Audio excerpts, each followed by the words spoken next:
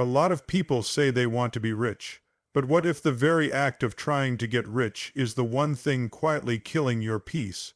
What if money isn't just a financial test, but a spiritual one? No one really talks about this. We're told to chase success, build wealth, grind for financial freedom, and deep down many of us believe that more money will finally fix what feels broken inside. But what if the chase itself is activating your deepest wounds? This isn't about hating wealth. It's about seeing it clearly, because for many people, the path to money is where the real inner war begins. Stay until the end, because we're going to uncover the hidden psychological reasons you might feel stuck financially, even if you're smart, capable, and ambitious. And more importantly, we'll explore how money doesn't just test your bank account. It tests your soul. So here's a question you probably haven't asked yourself out loud. Why do I want money, not the surface reasons? Paying rent, caring for your family, enjoying comfort. I mean deeper. What is the real reason? For most of us, money isn't only about survival. It becomes a mirror, one that reflects everything we've internalized about self. Worth, love, safety, and control. Think back. Were you praised as a child when you achieved, or shamed for not having enough? Did money mean freedom in your home, or did it mean fear? Here's what nobody tells you. Our relationship with money is rarely logical. It's emotional, deep, and often inherited. You might be chasing 6 figures today, but what you're really chasing is validation, or safety, or your father's approval, or your inner child's desperate hope to finally feel enough. That's the trap, because you can make more money and still feel empty. You can hit your goals and still feel anxious. The unconscious belief that money will make you whole is never about money at all. You think you're building a business or a career, but what you're really building is a coping mechanism, and then something strange happens. Let's say you finally make it. Your income jumps, your lifestyle improves. People start congratulating you, they notice you, they even envy you. Feels good, right? But then, almost secretly, a pressure begins to build. You're more successful, but more anxious, more respected, but less connected. You keep achieving, but something feels hollow. This is the spiritual test. The ego loves to attach itself to roles: achiever, provider, entrepreneur, star. And in this world, money buys the loudest applause. But here's the cost nobody talks about. When your identity gets tangled up with success, you start abandoning the parts of you that don't perform.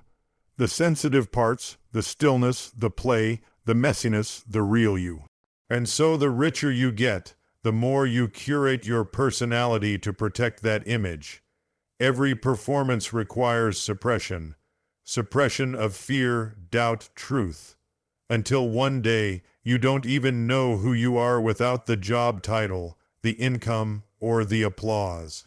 Ironically, success is sold as freedom, but for many it becomes a prison, a golden cage built out of expectations and quiet fear. Because once you start getting approval for your mask, the thought of removing it feels terrifying. But maybe that fear is the actual invitation. Maybe the pain you feel chasing money isn't about money at all. Maybe it's your psyche begging you to return to your essence, that restless drive that keeps you up at night, that nervous system wired to measure your worth in dollars. It isn't truth. It's a wound asking to be met, not with more hustle, but with honesty. So ask yourself, when was the last time I sat with my ambition and questioned it? Not judged it, not rejected it, but really listened. What does it actually want? Security, approval, escape, purpose? Because until you become aware of the why behind your chase, you'll stay trapped in the loop.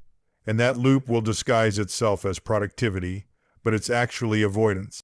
Avoidance of stillness, avoidance of reflection, avoidance of the uncomfortable but liberating question, who am I without all of this?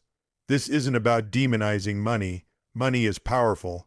It allows us to create, to support, to expand.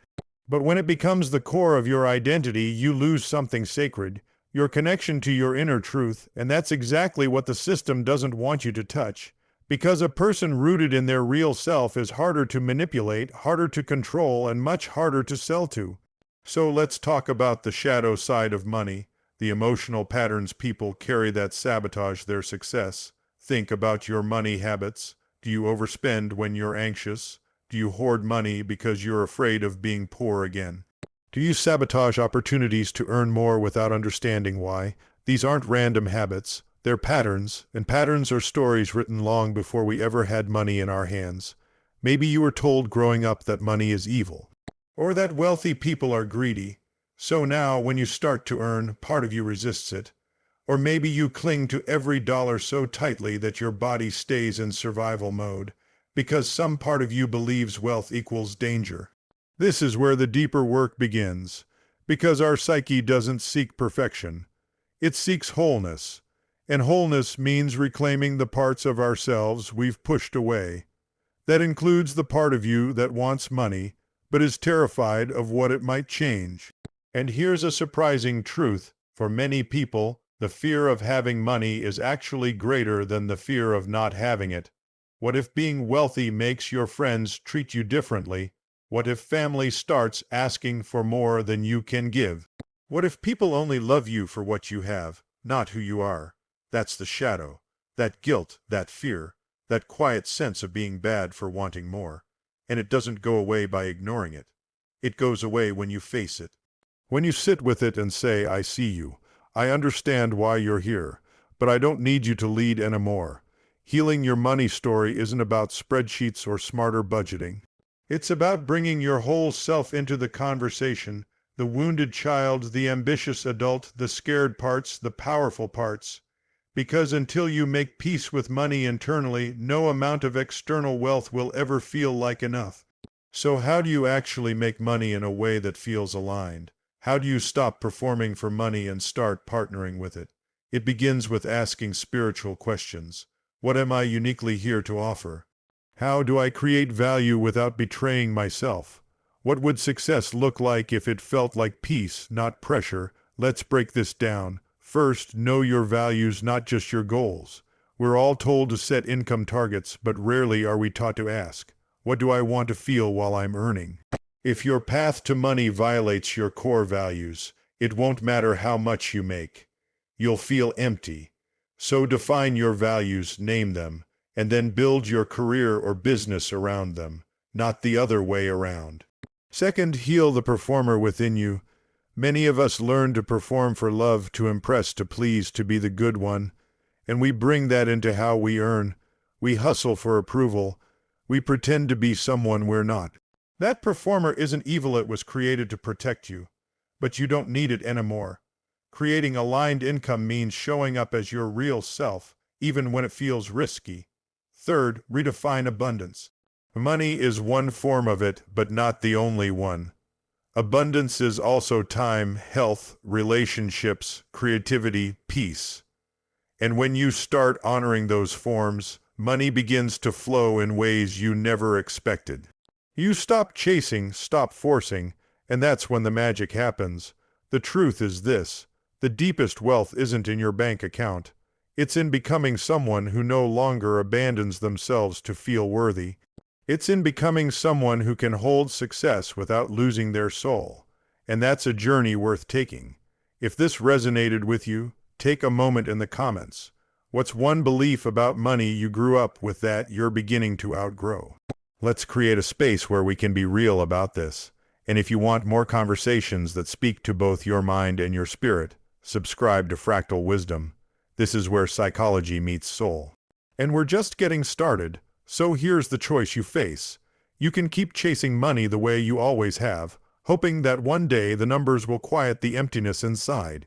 Or you can turn inward, face the wounds that keep you running, and build a relationship with money that feels whole, grounded, and free.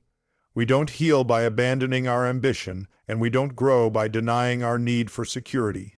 We heal by bringing every part of ourselves into the conversation: the scared child, the striving adult, the quiet soul that just wants peace. If you take anything from this, let it be this: money will never define you, but the way you relate to it will reveal you.